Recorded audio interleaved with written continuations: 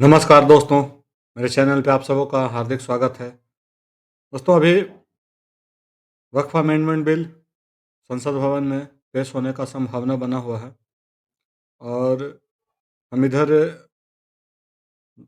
लोकसभा के अंदर जो ओवैसी का भड़काऊ बयान सुने, तो मुझे बहुत ही ताज्जुब लगा कि वो सरेआम कैसे ऐसे धमकी दे सकता है। वो कह रहा है कि देश को 80-90 के दशक में आ जाएगा। उस तरह का जैसे 90 के दशक में सिर्फ़ और सिर्फ़ दंगा हुआ करता था, उसी तरह का दशक में ला देगा।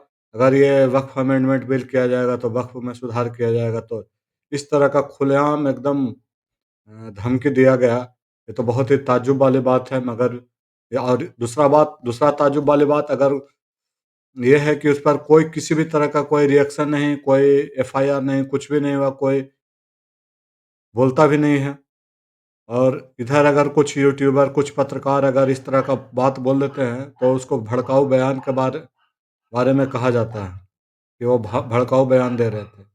और वैसे सरेआम पूरा देश में दंगा करवाने का भड़काऊ बयान दिए, उस पर किसी भी तरह का भी संसद भवन के अंदर जो लोकतंत्र का मेन पॉइंट है, वहीं से सारा नीति निर्धारण होता है, वहीं पे प्रधानमंत्री बैठे हुए हैं, वहाँ पे इस तरह का बात कहा गया। ये काफ़ी अपने आप में हास्यास्पद बात है, मगर इस पर कोई संज्ञान नहीं लिया। तो वक्फ अमेंडमेंट बिल में सुधार किया ही जा रहा है, वक्फ में सुधार किया जा रहा है। वक्फ के असीमित अधिकारों को छीनना बहुत ज़रूरी है। और ऐसे तो 40 अमेंडमेंट प्रपोज़ था, 40 या 44 अमेंडमेंट प्रपोज़ था, लेकिन उसमें मात्र 14 अमेंडमेंट ही किया जा रहा है, मगर सारा का सारा अमेंडमेंट करना बहुत ज़रूरी है। और अभी एक बहुत बड़ा जो मुद्दा उठ रहा है, वो है घुसपैठियों का। क्वाइट ऑब्वियस सी बात है, अभी आप देखे हैं कि ट्रंप सरकार जो अमेरिका में जो अभी नया ट्रंप सरकार बनी है, वो पहला जो अपना नकेल कस रहा है वो इमिग्रेंट्स के ऊपर है। वो जो इलीगल जो रह रहे हैं उसके देश में, उसके ऊपर वो सबसे पहला एक्शन है।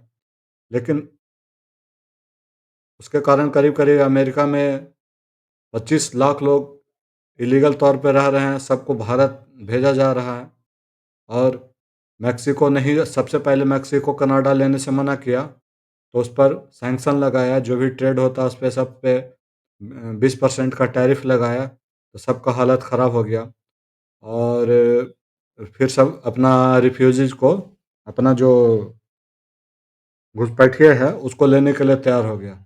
अब हम इसी के बारे में चर्चा करते हैं भारतीय संदर्भ में, क्योंकि अभी हमारे देश में आप अगर जानकारी लीजिएगा, तो 10 करोड़ के आसपास घुसपैठी लोग रह रहे हैं। ये वही घुसपैठिए हैं जो हमारे ज़मीन, हमारे नौकरी, हमारे अनाज, हमारे पानी, हमारे हवा, सब चीज़ का इस्तेमाल करके भारत के क्राइम का जो ग्राफ है उसको बढ़ाते हैं। कहने का मतलब ये जो भारत अपना देश है, वो बांग्लादेशियों के लिए, बांग्लादेशी मुसलमान रोहिंग्याओं के लिए एक बहुत बड़ा आराम करने का अड्डा है और ग्रो करने का अड्डा है और क्राइम करने का अड्डा है। और क्राइम करके फिर चले जाते हैं बांग्लादेश, किसी को पता भी नहीं चलता है, सरकार भी कुछ नहीं करती है। तो इस पर एक्शन लेने का बहुत ज़्यादा ज़रूरत है।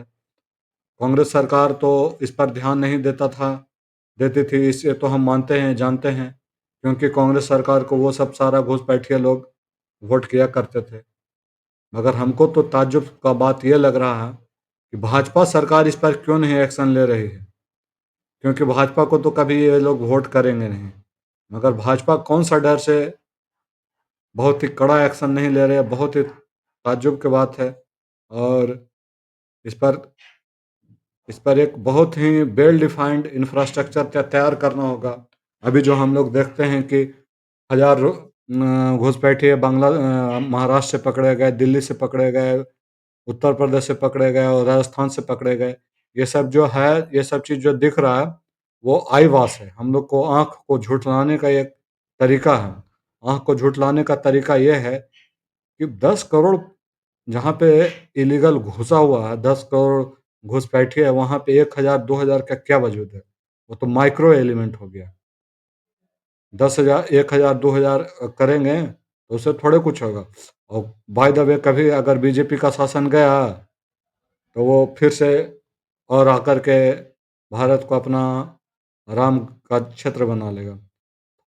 तो कहने का मतलब कि जैसे हमारे यहाँ एक्सटर्नल एग्रेशन, बाहरी आक्रमण को रोकने के लिए वेल डिफाइंड डिफेंस मैकेनिज्म है, आर्मी है, नेवी है, एयर फोर्स है, बहुत तरह का और भी बहुत तरह का और भी पारामिलिट्री फोर्सेस है।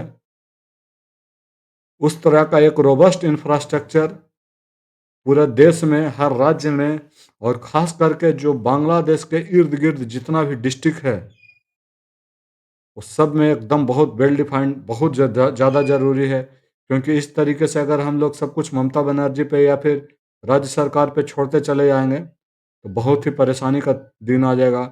अभी कभी ऐसा हो जाएगा, अभी हमारे यहाँ देखिए सारे नेता लोग क्या कर रहे हैं कि जो बाहर से बांग्लादेशी आ रहे हैं, उसको सही ठहराने का प्रयास करते हैं। बताइए, यही प्रक्रिया अगर जारी रहेगा, यही अगर प्रक्रिया जारी हो, और एक दिन क्या होगा कि वो देखते-देखते हम लोग जितना वोट देते हैं, हम लोग का एक भी वोट दिया हुआ अगर सदस्य हम पार्लियामेंट में नहीं पहुँच पाएगा, तो फिर कितना बड़ा अनाचार हो जाएगा। हर जगह पे कत्लेआम स्टार्ट हो जाएगा।